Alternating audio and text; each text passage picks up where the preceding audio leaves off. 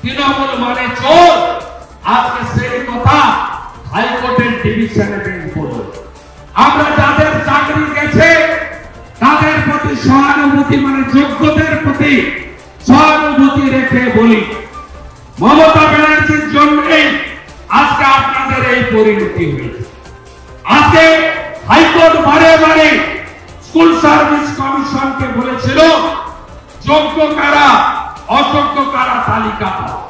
অযোগ্যদের টাকা দিয়ে যারা চাকরি কিনেছে, ফাঁকা অনুমান জমা দিয়েছে, তাদের বাঁচাতে যোগ্যদের নামের তালিকা এই মমতা ব্যানার্জি দেয়নি।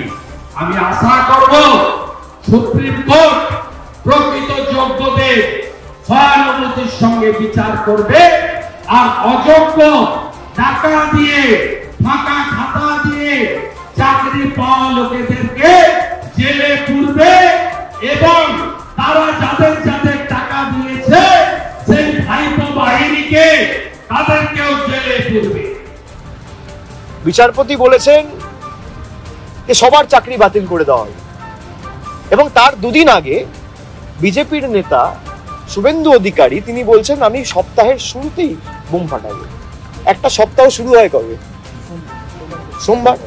আপনারাই বলছেন সোমবার, রায়টা এলো কবে? সোমবার। এটা কি কাকতালীয়?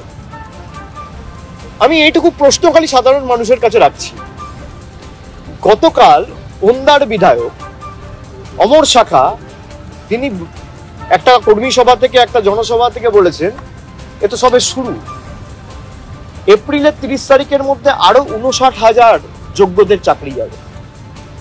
যাদের চাকরি গেছে আমি তাদের অনুরোধ করব, যারা যোগ্য আমি তাদের অনুরোধ করব যে আপনারা বিব্রত হবেন না, বিরত হবেন না। দলগতভাবে তৃণমূল কংগ্রেস সর্বশক্তি প্রয়োগ করে আপনাদের পাশে ছিল, আছে এবং থাকবে।